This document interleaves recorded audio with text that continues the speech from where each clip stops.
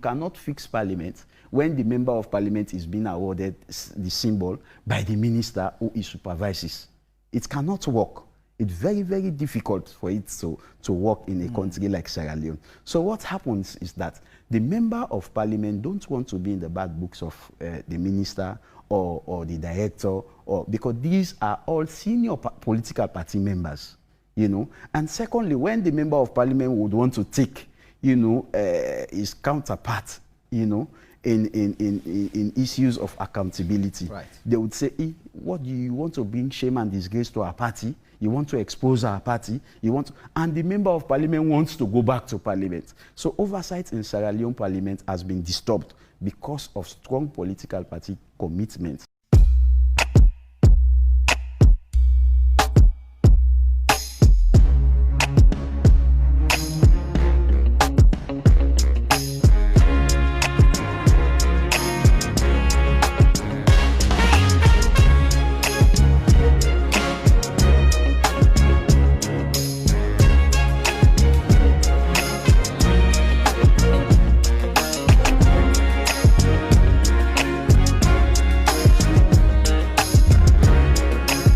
Welcome to the interview with me, Samuel Wise Bangura. Tonight, we are looking at Parliament. Parliament has come under the radar for almost all the wrong reasons when it comes to corruption and accountability and fundamental problems in the well. When our founding fathers named that house the Well of Parliament, it was appropriately done, because it is from that well where the water meant to nurture our democracy is drawn, and the iron meant to forge our laws is mined. And tonight we shall be going in depth into what members of Parliament feel and think are the fundamental problems for Parliament not performing effectively and efficiently to help manage the state and its resources. But tonight my guest is Honourable Abdul of the All People's Congress Party.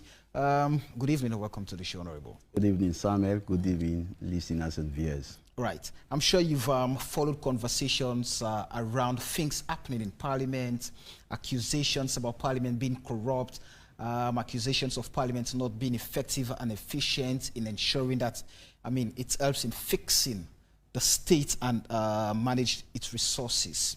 And I know you are one person who has undertook an in-depth study into Parliament, why Parliament is not doing what it's supposed to do, what are the challenges. But first off, what do you make of the accusations of you belonging to that particular house? That house is corrupt, the second most corrupt institution in this country. That house is not helping issues of accountability and transparency. That house is not debating the audit reports. Those things, what do you make of them? Well, the survey is a perception survey, and quite honestly, Parliament has to treat the survey very seriously. If that is what Sierra Leoneans think our Parliament is, right, we have to work on it very seriously. You know, because what people perceive go a very long way in giving respect to the institution. So for Parliament to be able to claim that kind of respectability and that kind of presence in this country, we have to work on people's perception about Parliament. It's either by the things we do or the things we don't do as Parliament. So for me, it's very serious and it's challenging. And we should not be mad about people's perception. We should be challenged. We should be prepared to make sure that we combat people's perception, and we should be prepared to ensure that we do what people are expecting Parliament to do, because these are the people who sent us to the House of Representatives. So if they have had a perception that we think is not good or that they think is not good, Parliament has the honors to clean that perception in the minds of Sierra Leoneans. Right. Why have you refused to debate the audit report as a House? Well, it's interesting. You know, before I go to the audit report, Samuel, let me just give you an overview of the problems we have in Parliament. Right. Yeah? All of us, before the awards of symbol for members of Parliament, right, we all belong to constituencies. And before you are given the symbol, the process begins from the constituency executive. The constituency executive, the district executive, I mean the political party executive in, right, the constituency, in the district, in the region, and the national executive. These are the people who play significant role in ensuring that you come to Parliament, you know. They are the people who give the symbol to the members of Parliament. And once your party wins the national elections, what happens is that those who give you symbol would be appointed to head MDAs. They are either ministers, directors, you know, they are given key government institutions to head, yeah? And they are the people who made you member of Parliament. And members of Parliament have at the back of their mind that they want to return to Parliament. And they cannot return to Parliament when they are in the bad books of those people who made them members of Parliament. Right. So now you are sent to perform oversight functions on those who made you members of Parliament. So it's very challenging, it's very contentious. That is why members of Parliament mostly shy away. You know, check the political parties, you know. That is why they say fix Parliament. You cannot fix Parliament when the member of Parliament is being awarded the symbol by the minister who he supervises. It cannot work. It's very, very difficult for it to work in a country like Sierra Leone. So what happens is that the member of Parliament don't want to be in the bad books of the minister or the director, because these are all senior political party members, you know. And secondly, when the member of Parliament would want to take, you know, his counterpart, you know, in issues of accountability, right, they would say, what do you want to bring shame and disgrace to our party? You want to expose our party? You want to, and the member of Parliament wants to go back to Parliament. So oversight in Sierra Leone Parliament has been disturbed because of strong political party commitment and political party loyalty. I mean, if I understand what you're saying, the kingmakers, I mean, party executive members, are appointed when their party wins. Exactly. Into executive positions. And the member of Parliament, I mean, the members of Parliament are always there to go and perform oversight functions, to go and checkmate what those who gave them symbols are doing, and should be able to mitigate any form of corruption or accountability issues. Exactly. But they cannot do so because they would have to go back to those very people after 4 or 5 years, seeking symbol again from them to return back to Parliament. Exactly. So you cannot bite the finger that feeds you. Not at all. That has been the problem since the Pope was an altar boy. That has been the problem with our Parliament. You know, check, go and ask. You say, just ask who is the regional chairman for SLPP in Bo, and ask what is his current position. Right. They will tell you that he is the Minister of Energy. And who supervises the Minister of Energy? A member of Parliament in Bo who was awarded symbol by that minister is supervising the minister. Right. Tell me, can you hold the minister accountable for what he does that is not correct? It is not possible. It is not possible, you see. But interestingly, the people of this country, we are so clever to vote in these elections. Yeah? If you could watch, they voted the opposition in Parliament because they know there is that synergy, that nexus among ruling party members in Parliament and in the executive. When once a government MP, you cannot hold accountable a minister that is of the same party from which you coming from. It is not possible. So the people of Sierra Leone unprecedentedly voted the opposition in Parliament. Right. Now the opposition members have nothing to gain from those who are ministers, because they cannot go to them back for symbols, they cannot go to them back for reappointment, they have little or no role to play in bringing them back to Parliament. So they will be very judicious in the performing their oversight functions. You see, they will do it without fear or favor. And I want to hold you there, but let me just go back quickly to what you've said. I mean, the case study here is, if somebody would want to advance arguments, I mean, countering what you are saying as to, no, the members of Parliament cannot perform because you have party executives who now serve as government operatives, and so the members of Parliament cannot effectively operate, do their oversight functions. But they will tell you, Honourable Ibrahim Traore Conte is out. He has stood out clearly, going against that particular thought or concept that you've given. What's your view on that?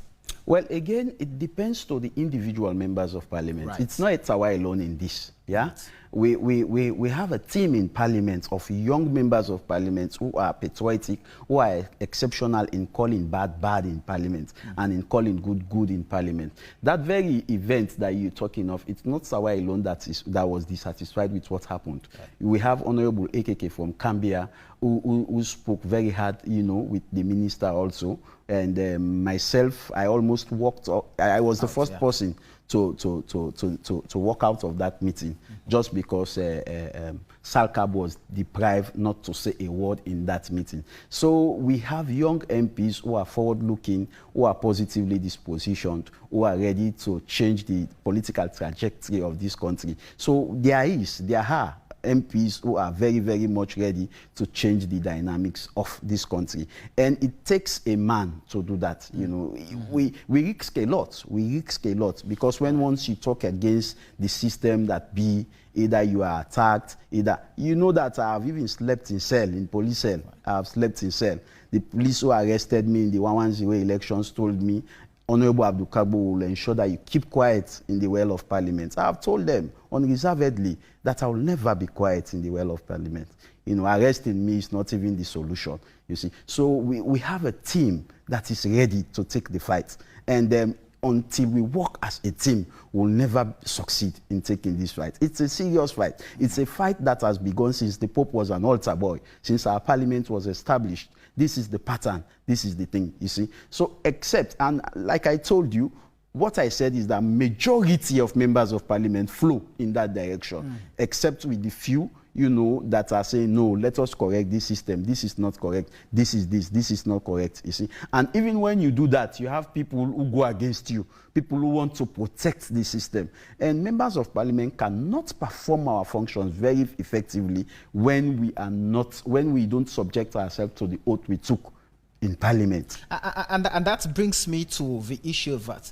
The people of this country voted in a very fascinating manner, especially in the 2018 elections, having the opposition in Parliament. I mean, bulk of you are there to be able to challenge the status quo because your party is not in power. You should be able to challenge the things that serve as militating factors to the smooth operation of governance. But that is not being seen from the opposition members, members of Parliament, especially from the APC. We've seen few instances where the leader of the opposition would come out, effort to get those issues debated upon are not given. So what's the problem with you, the opposition members, to make things straight in Parliament? That is the fundamental problem of this Parliament, yeah?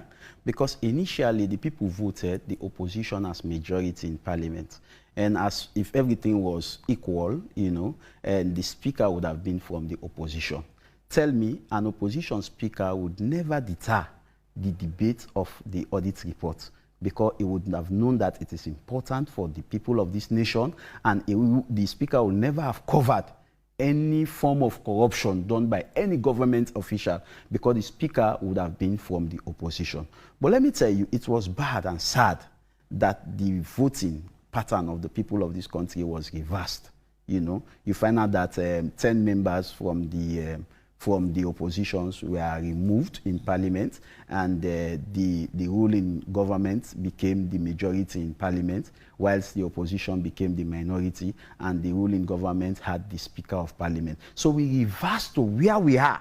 The only time Parliament will be fixed is when opposition is in charge of Parliament. You have the speaker from the opposition, you have majority from the opposition. And let me tell you, I told you that I'm writing a thesis. Right. I've even completed writing a thesis on this very, very, very, very Parliament. The fifth Parliament. Yes. And I noticed also that because I did a study on previous Parliaments, and what I noticed also, there has not been any single point in time that an opposition MP or the opposition has gone against anything that is of benefit to this nation in Parliament. Even when SLPP was in opposition and APC was in governance, there was no time that SLPP went against anything that was productive for the people of this nation. And even currently that APC is in opposition, SLPP in governance, there has not been a single time members of Parliament from the opposition have gone against anything that is productive to this country. Whenever they come with agreement, once we know it is for the betterment of this country, we expeditiously approve those agreements. So it is not in the history. So if we had had a Speaker of Parliament that is from the opposition, I'm not think they would have frustrated, the effort of the government, but they would have instituted a proper check and balance. Let me tell you, check the history of this Parliament. Since I became a member of Parliament, there has not been any single agreement, no single appointment, no single anything that comes from the president or from the executive that has been rejected by Parliament. Even though they have problems. Should you not be blamed, you the opposition members? Because they will tell you, you have majority, the APC, the NGC, the C4C, and you have independent members of parliament. You form majority of members of parliament. So you should be, your voice should be more louder than that of the ruling party members of parliament. Let me tell you what happened. Initially, when Parliament began, we were in majority, 68 members of Parliament, before the court actions. And when we were in majority, even as when APC, you mean? Yes, right. As APC. When we were in majority, even when we voted against anything in Parliament, the presiding speaker would say, no, the minority has it.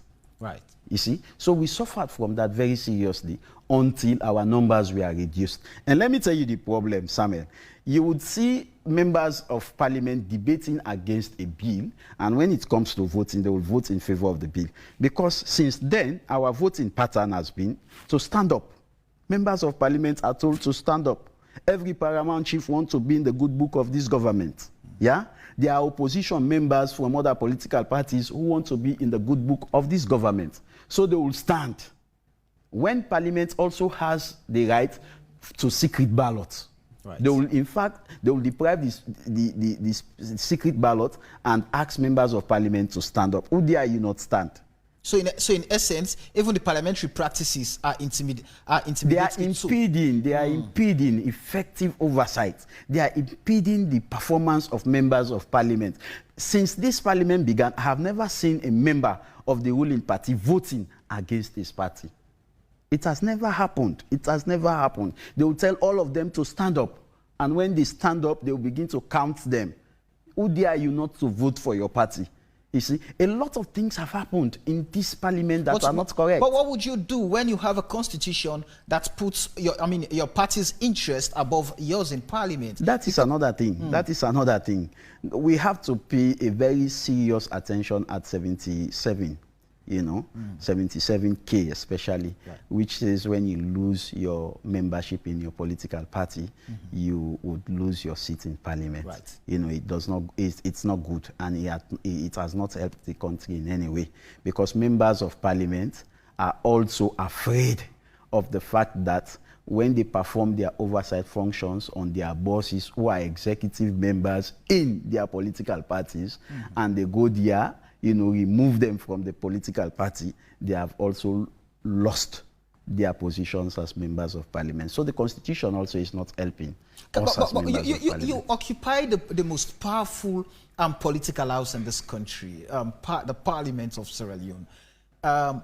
Going back, we've seen the two major political parties, for example, the APC and the SLPP. They've always practiced what you're saying, where you have executive members within the political parties going on to serve and hold national offices as well in terms of state governance. The APC had its leader and chairman as a president. Now we have the chairman as the leader of the president of the Republic of Sierra Leone as the leader of the SLPP. You had government ministers then who were regional heads, regional chairmen. They were serving as ministers. You look at the current system, it's the same establishment. But what is Parliament doing to ensure that Parliament corrects these politically wrong decisions? Because these are things that kill good practices in democracy.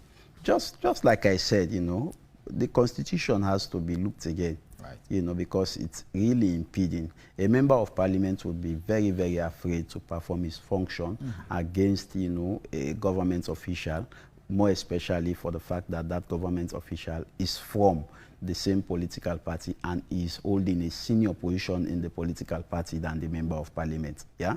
Because the member of parliament will have the tendency to lose his position when once he is insistent, in probing into the affairs of the MD, the head of either the minister or the director or whatsoever. So the constitution has to be looked at very, very closely. Yeah, and even our parliamentary practices, they have to be looked at very seriously. That is the standing order we use. You find out some people say, in fact, South Africa Parliament is more liberal than our Parliament. We enjoy South African Parliament. Right. The laws are different. When you go to the standing orders of South African Parliament, it does not restrict the member of Parliament to talk whilst the speaker is speaking. You find out that Malema will argue the Speaker of Parliament. Malema will talk while the Speaker of Parliament talks, But here, the speaker must be heard in silence. You should not even stand up whilst the speaker is speaking. And here, 42 also gives the speaker the right to make the final decision. What the speaker says is final. Unlike, a democratic, standing orders that is operating in South Africa. So it is the law. We are guided and bounded by a law that needs to be looked at very seriously to enhance our democratic practices in Sierra Leone. We need to look at the law. The Constitution and what you refer to as undemocratic standing orders in Parliament, and by default, the parliamentarians cannot perform effectively and efficiently because you cannot bite the finger that feeds you. At all. So you are always tied, you are always bundled and conditioned to just stay the way you are. An ineffective and inefficient house that the public would look at, though they are not efficient, they are not effective to carry on with the oversight function, for example, to mitigate issues of corruption, because you dare not go talk to your master the way, he or she does not want you to. Or else your shadows will never darken the well of parliament. Right. They will evict you from your political party. And we have a voting population in this country, that votes basically for whosoever the party sends. Yeah. Whether the party sends somebody who is very ineffective, who does not know even the functions of the members of parliament. Once the person is being sent by the political party, everybody go and vote for him. That is the problem we have. So that is one of the things that is affecting oversight in this parliament, yeah? And quite apart from that, you made mention of the audit report. Right. Yeah? And the audit report is a property of parliament. Let me make that very clearly, yeah? The Auditor General's office was established to work for parliament. In fact, in some other countries, in some other legislation, yeah, the Auditor General's office is part of parliament.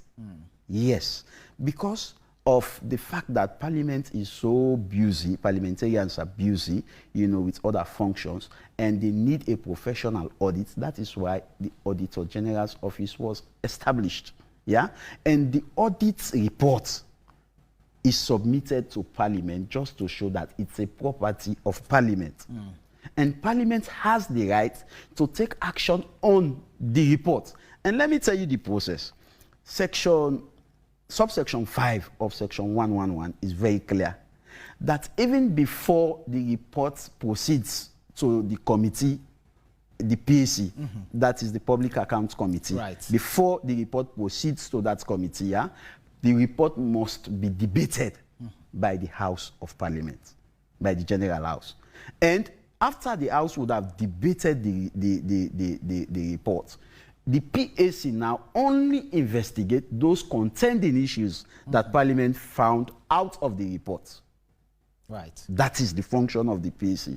But now they deprive members of Parliament from debating the report, and they send the report. In fact, ACC will when you say they, act, who is depriving Parliament? Or should I say members of Parliament from debating this? The entire system. The entire system. In Parliament? In Parliament, just because Parliament is subjected highly to the executive. Right. Don't forget that even the Speaker of Parliament was chosen from his political party. He would not in any way do anything that would jeopardize his position in the political party. So Parliament is being influenced greatly by the executives. Yes, to the extent that Parliament could not debate the Auditor General's Since report. 2016? Yes. Parliament could not debate the Auditor General's report. Instead, it is being sent to PAC to look at the report. What is PAC looking at? What has the plenary found that PAC is looking at? So that is one problem that is not correct. That report is a property of Parliament. Yeah. So the Auditor General, by every extension, is working for Parliament. So submit the reason. And let me tell you, Parliament is the only institution that has the right to perform an oversight on the Auditor General's office. I was just going to ask. Now we're seeing people are clamping down. Attacking the office of the Auditor General and the Audit Service Sierra Leone. And Parliament is being instructed, should I put it, by the Ministry of Finance. You have to recruit, let us audit the Audit Service Sierra Leone. So it only takes an irresponsible father not to care for his son or his daughter. Is Parliament okay with the way the Audit Service Sierra Leone is being treated, especially when the Auditor General and our deputy and members working there feel they are being pressured, feel their independence has been threatened at this point in time? Under an accountable system and under an effective parliamentary system, Parliament should be worried because those people are working for Parliament. They are doing our job. Right. Oversight is the responsibility of Parliament. They are doing our job. In fact, Parliament should be very grateful to the Accountant General's office, to the Auditor General's office. Parliament should be grateful because they are performing oversight on these institutions that we are doing the same thing. They are auditing them. So when they give us this report, they are telling us that the things you were doing, the oversight functions that you were performing, this is what we have found out. So Parliament, go and do your job. So like I said, this is the relationship between the executive and Parliament. Would that be safe to say the executive is actually ruling or aiding the Parliament in disguise? That is exactly what is happening. That is exactly what is happening. Parliament is not independent. Even though the Constitution clearly states that Parliament should be independent, our Parliament is not independent. And when Parliament is not independent, it is being influenced highly by the executive. Whatever the executive wants is what they take to Parliament. Yeah? And let me tell you, the Auditor General is even mild in the report they presented to Parliament. Yeah? Like, for example, I noticed that they audited the office of the First Lady. Yeah? Under normal circumstances, they should not even audit the office of the First Lady. They only audit offices, public offices, right, and offices that belong to the government of Sierra Leone. Constitutionally recognized offices. Yes. And if there is any office that they gave government money that is not a recognized office of the government of Sierra Leone, instead of them auditing that office, they should simply ask the office to refund the money. So let us say Samuel has a company. Right. Do you want to say the Minister of Finance has the right to expend government's money to your company when it is not part of the offices of the government of Sierra Leone? No. So the same applies with the office of the First Lady. So what the Auditor General and the Audit Service Sierra Leone should have done is just to ask the office to refund the money that was given. Instead of auditing you are wasting government resources to even go further to audit office that should not be audited. I'm going to ask you this question that I've asked the other members of Parliament that I've interviewed on the show. Is Parliament outside its legal or obligation, its constitutional mandate? Does Parliament have any foot at all to stand on to talk about issues of corruption and accountability at this point? Parliament should under normal circumstances. Right. But I have told you about the subjective nature of our Parliament. Yeah? I have just asked a few questions. How many appointees have we rejected? Right. How many agreements have we rejected? How many? There have been over 1,000 appointees that we have approved. Do all of them meet the requirement for the job? I will tell you no. But Parliament has been made, to just do what government wants. And that is bad for us, and it's bad for the country as a whole. Parliament should be very critical. When government sends something to Parliament, government should be rest assured that what I am sending to Parliament is okay. So that because this Parliament is very critical. But when Parliament is being dismissed with the back of the hand, then nobody cares. Nobody will be worried, you see. And that is the problem. People have noted over the years that Parliament, is mild with performing our oversight function on the executive, because basically because of the party affiliation I have just told you about, you see. And if that continues, somebody says we should fix Parliament. The only way you are to fix Parliament is when you hand it over to the opposition. That is the only way. You cannot fix Parliament with a generation of politicians that are from the same political party with those who are in the executive. And those who are in the executive are more senior in their political parties, than those who are in Parliament. So Parliament cannot do a proper job on them. Let's talk about Parliament and the relationship between itself and the executive. You've just mentioned you've never rejected any political appointee. Yeah. Whatever the executive wants has always gone smoothly through Parliament. Exactly. But the executive has rejected what you've done. Was it the Safe Abortion Bill? The president did not append his signature, send it back to Parliament because the president thought, no, there are things that should have been put in a different way or put better way. What did that tell of Parliament, for example, when it should be the House to vet all of those things, ensure that the right things are done, and send those things to the president to append his signature? But instead, he says, no, I'm not going to sign it. Take it back to that House. Well, let me tell you. Go ahead. In public policy circle, there are 5 stages. The first stage is the agenda setting or the problems identification. It's with the executive. Right. Where the executive sits and identify the problem and come up with a policy to mitigate against the problem. Yeah? The president is the head of the executive. Right. I guess you also remembered the unaccountable interest. Yes. That was rejected by the president. Yes. The process was cabinet 4 seats on it. Cabinet approves it before it goes to the formulation. The formulation is with the draftsmen. Yeah? And they do exactly what cabinet says, because cabinet is the first stage, problem identification, before you go to policy formulation, which is with the draftsmen. And after the draftsmen conclude their function, they send it back to cabinet to verify. To verify whether what they agreed on is what is drafted. Right. After that, they go to the 3rd stage, which is the approval, the policy approval, which is with Parliament and with the president, the presidential accent. You understand? Yes. But in an event, Parliament approves, and the public notes that Parliament has approved, and the public, is very unhappy with the actions of Parliament. The only way to correct that is for the president to reject. Right. But I will confirm to you that the president that is rejecting had first given his consent.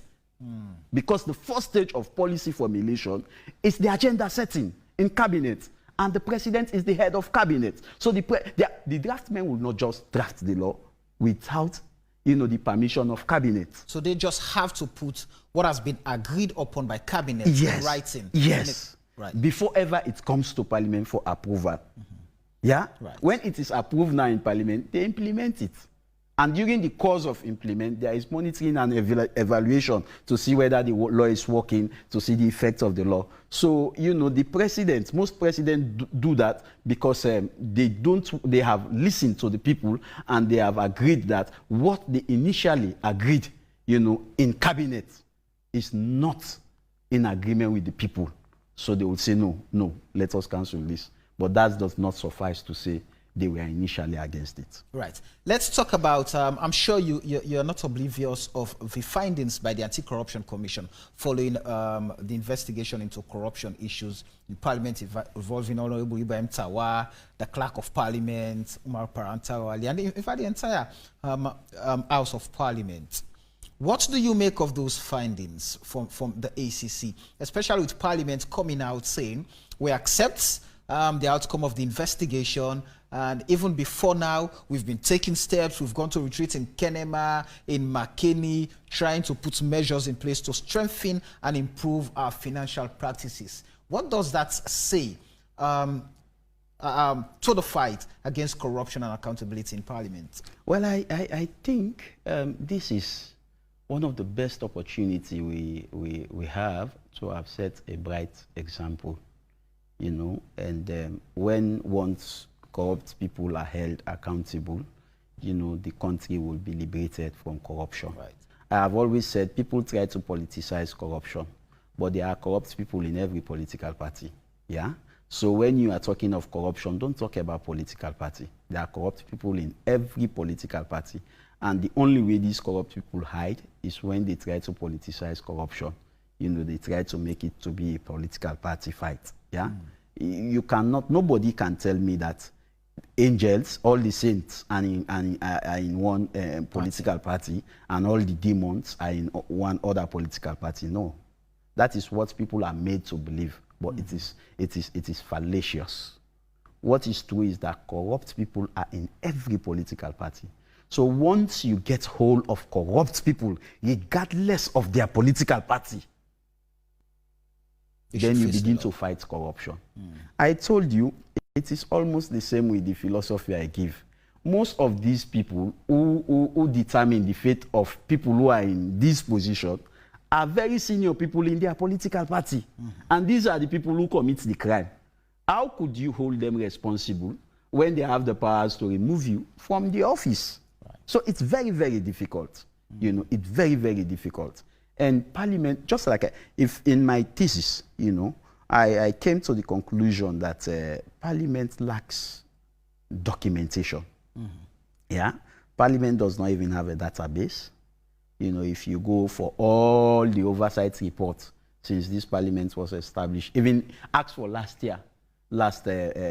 Parliament, the fourth Parliament, right, the oversight report of the fourth Parliament, you would not see anything. There is no database system. You know, so processes also and procedures are lacking.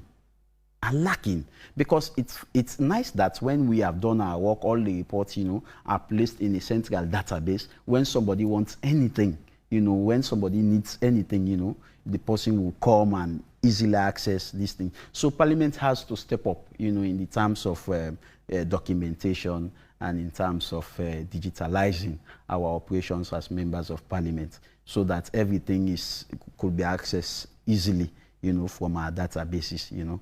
And like I said, you know, the fight against corruption has to be very, very, very, very much I was just going to ask a question about that. I know, I mean, in other words, you've put it that perhaps the ACC is afraid of Parliament taking that, I mean, those very influential and powerful people to task. It's something that the ACC is afraid of, thinking that, oh, well, I'm Francis Ben Kaifala, I would be removed if I dare cross those lines. The secret is that I have never seen a high-profile person in this government being held accountable. It has never occurred. Even with the issue of the rice, when the Chinese rice were stolen, you know, at the end of the day, nobody was apprehended. Well, the rice were stolen. The rice disappeared, but nobody was apprehended. You see. So is the ACC really serious about the fight against corruption, especially with the outcome following the investigation into corruption issues, thinking that, oh, these people, yes, some flouted, the leadership flouted, for example, procurement procedures, impress were not accountable for, and other things, but those things did not meet the evidential threshold for prosecution, according to the ACC. Where does this put the fight? Well, again, I cannot do the work of a ACC. You understand? They have been in their office for a while, you know, and they know the cases they have won and the cases they have lost. So I am not to determine for them what meets prosecution threshold or not. But what I am saying is that the ACC has to set a very bright example so that the perception of the people of this country will be changed. For now, the perception of the people of this country is that ACC is very active when it comes to fighting corruption with the opposition. Right. But nobody in this government, no high-profile person, has been held accountable or has been indicted by the ACC. And we have had lots of corrupt cases. Look at the Auditor General's reports. Look at how many people were indicted. Look at how many billions the government lost through government officials, none of whom have been held accountable by the ACC.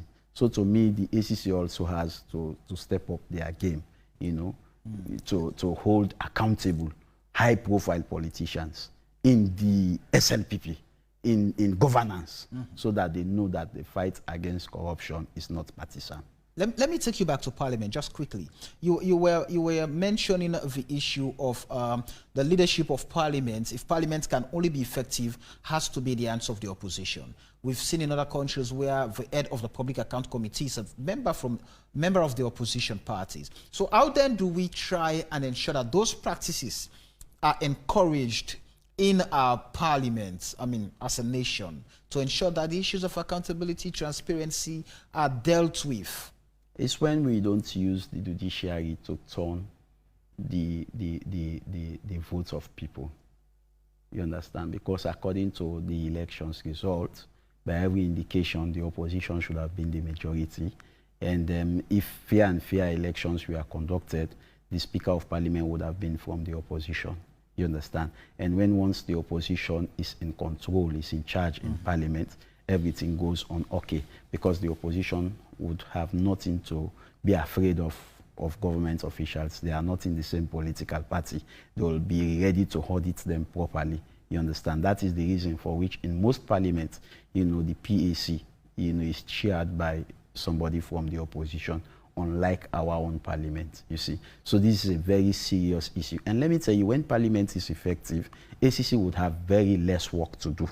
Very, very less work to do. You know, you would not even hear about commissions of inquiry. You know, these are all processes, you know, that they take after government's money would have been destroyed. You understand? But Parliament has the right to follow, you know, the execution of the project, you know.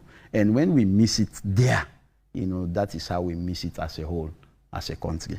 Do you feel that the people of Sierra Leone have been disappointed by the actions of Parliament, especially when they voted, I mean, in the elections where they had fascinating outcome, a mix of different political players from different political parties and individuals who they sent into the 5th Parliament. But what they are getting, would I be safe to say Parliament is a disappointment to the people of this country? I will agree. I will agree. Why I will agree is that basically Parliament has not been able to do our work very effectively just because of the fact that there is a strong political party-based system in Sierra Leone. Right. You know, though a strong political party-based system is good in any country, but it hampers oversight function. You know, I did a comparative study, you know, with other parliaments in Africa and in the world as a whole. You know, you go to the Botswana parliament, you will find out that even in their constitution, there is no clear-cut separation of powers. Like us, we have the, you know, the legislative, you know, the judiciary and the executive. In the Botswana, they don't have clear separations of power, you see, and that is what hampers them. You know, for the UK, they don't even have a constitution they refer to as this is the country's constitution. They depend on other laws, just, you know, small laws to run their country. You understand? The same thing in Ireland. In Ireland, they have 2 houses. You know, the parliament, countries with 2 parliaments are called a bicameral parliament. They have the lower house and the upper house, Congress and Senate, you know, and that also, you know, hampers oversight because it depends which party is dominating which house.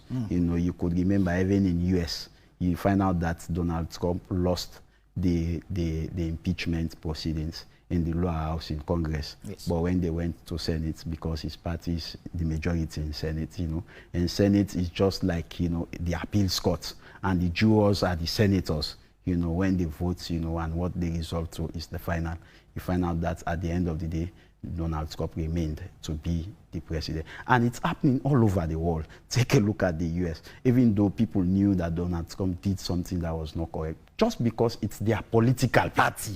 They are committed to their political party. Those who voted against their party in the procedures, we are dealt with their party. They were looked with that kind of eyes in their party. You see, so this strong political allegiance is disturbing oversight all over the world. With all of those parliaments that I have named, even Liberia here that is next door to us, is a bicameral, parliament that they are operating. We are operating with on a unicameral like Ghana, and the other things. You see, so this is a very serious problem that we have to arrest, as a nation, if we want to go ahead. We should put the interest of the country first. But if you decide to put the interest of your political party first, you want to save the name of your political party, you want to save the face of your leadership in the political party, then you would not do any sort of oversight. Things will just go berserk because people will begin to pay themselves. Because all of those people who are given executive position, people who are made ministers, directors, suffered for the party before ever they are given such position. So if you don't oversee them properly, they will pay themselves. They said, we suffered for this party. This is our time to enjoy. And that is what is happening when you don't do a proper monitoring. And that is why people should not be frowned at Tawa and other MPs who are doing their job diligently, because they love this country and they want to see things go the very correct way. You see? The very correct way. And let me take you on that, Honourable Abdul. The fact that before you, the first time as in Parliament, you form bulk of, the current members of Parliament. I stand to be corrected. Yeah. And you've seen practices like this in the previous administration, and you don't like these practices because you feel they hamper development, and they facilitate or they nourish corruption and issues of unaccountability. Have you taken a step, to call yourselves together and understand that these are the things we saw when the previous administration was in power? We're now seeing these things perhaps getting bolder under this current regime. What model can we devise to ensure that the reason why we're here is to represent Sierra Leone and make Sierra Leone a better place, but not follow the same trend of things that have been putting us backward in terms of development? What model have you devised? It's very difficult, right. Yeah. There was a point in time when some of us called ourselves together, young MPs, very forward-looking, positively dispositions MP, that are very resolved to ensure that Sierra Leone forge ahead. In Creole, we say that go to you for to man, or with say doti before you total. Most of us who are young shall be in the politics of Sierra Leone in the future. So if we don't help in correcting it now, we shall inherit a very bad Sierra Leone.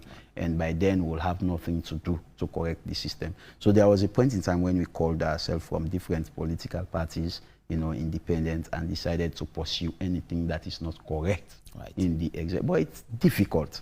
It's difficult because, when somebody noticed that, oh yes, you are part of that group, they will call you and say, hey, what are you doing there? What are you doing there? Do you want your symbol? Do you want your symbol?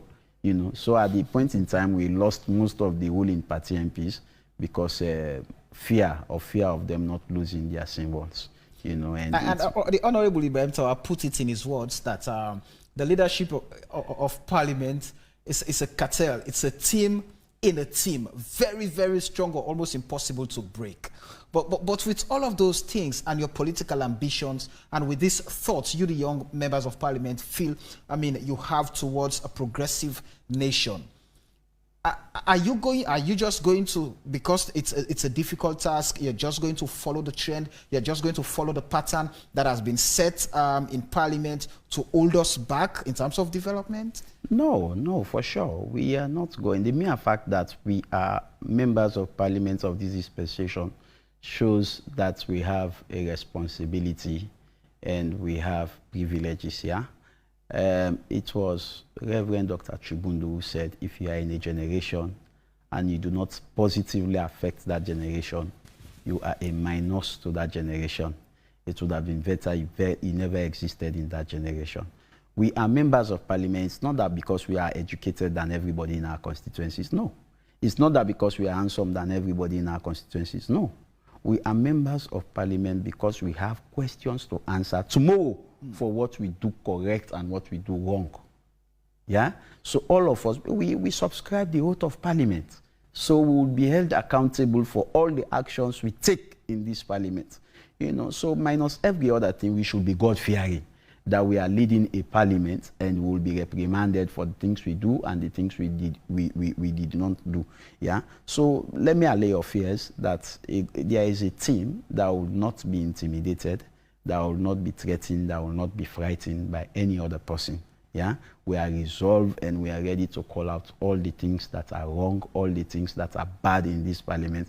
We are ready to call out publicly. We are ready to debate it. We have debated a series of things that are not correct. It's in public domain that we've spoken against them, you know, and that is forever going to be our position. I told you when I was arrested and when I slept in cell with common criminals, you know, and the police who arrested me told me that we're going to ensure that you keep quiet in this parliament. I said, no, arresting me is the least you can do. Cell was made for people. I'm prepared to go there. You know, my only fear is that I didn't go there because I stole. I went there because I did what is correct. Right. And I'm forever going to remain to do what is correct. Honourable Abdul, if you were the Speaker of this 5th Parliament, what would you have done differently, especially with respect to the ongoing threats against the audit service?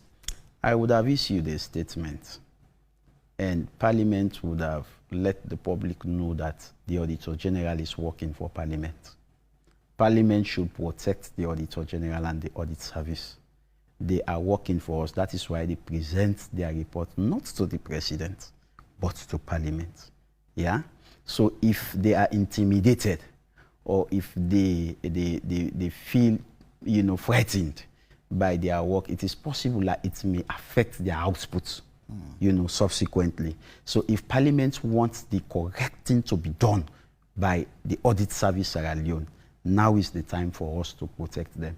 You know, it's only if only we are complacent and we are against audit service Sierra Leone, which is working for us in Parliament, they will sit and relax.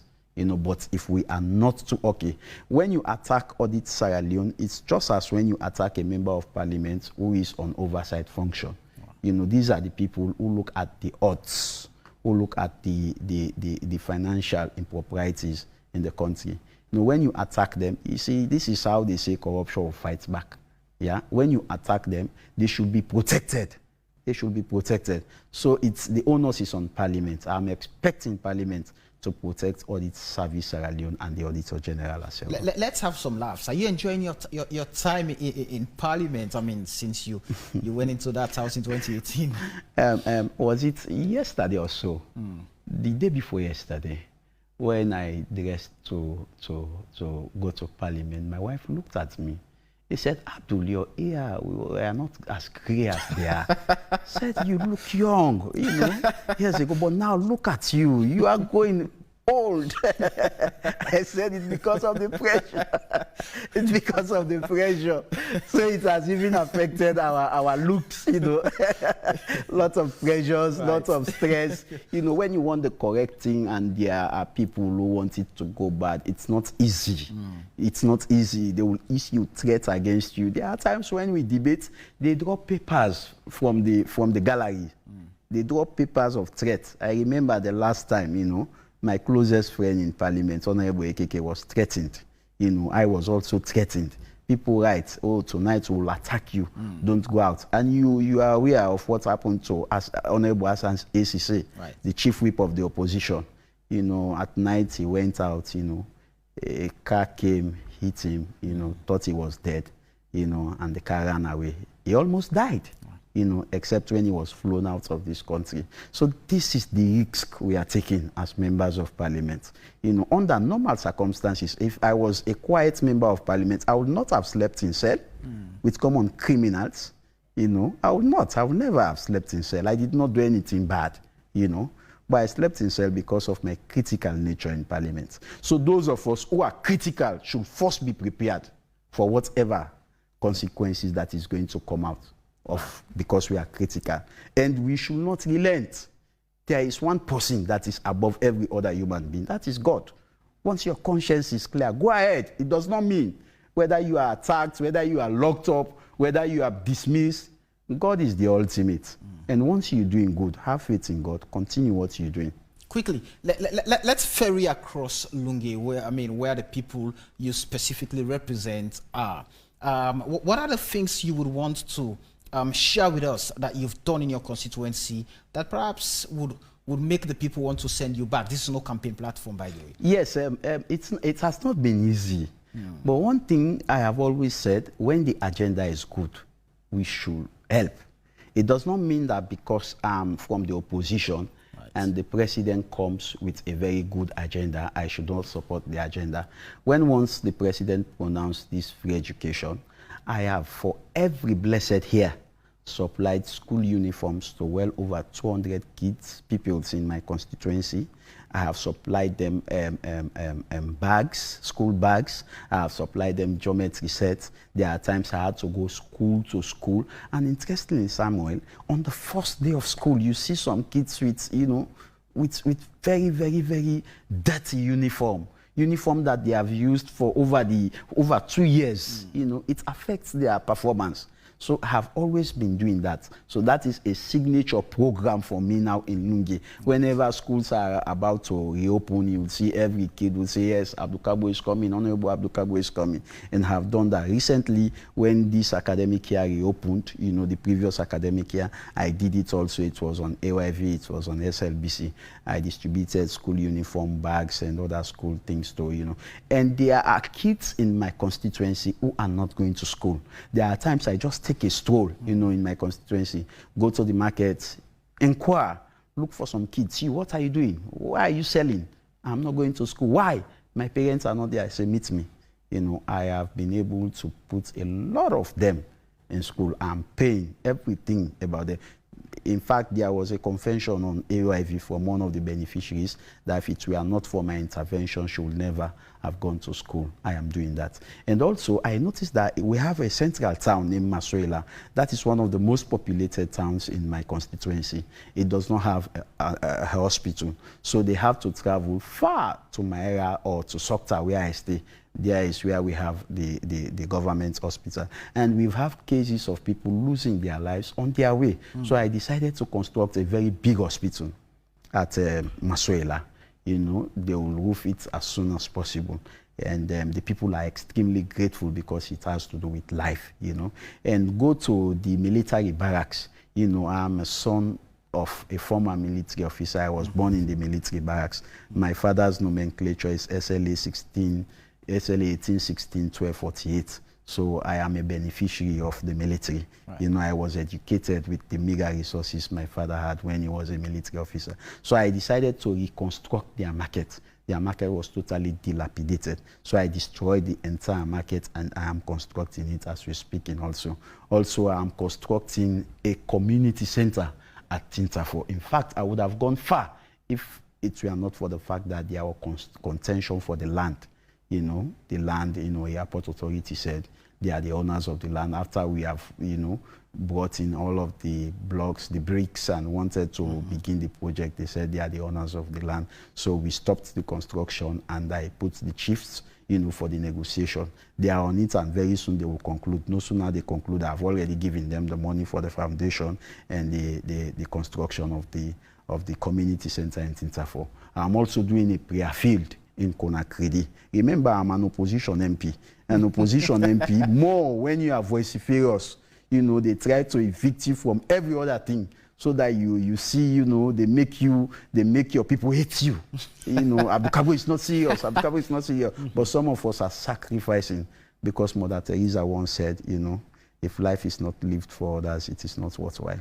So we are going the extra mile. So I'm doing a lot of things. I can't name all of them here, Samuel. All right, thank you very much, Honourable Abdul. It's been a pleasure talking to you, and we hope that when you finally publish that study you're doing on Parliament, would have you here again to talk about the details in that particular study. Thank you very much. It's been a pleasure talking to you, this evening. And there you have it from Honourable Abdul, representing the All People's Congress Party in Parliament. And we've been talking about Parliament and parliamentary processes and procedures, corruption, or the audit report and things like that. Until we meet again, the show has been The Interview. My name is Samuel Wise-Bangura. Take care of yourself and stay blessed.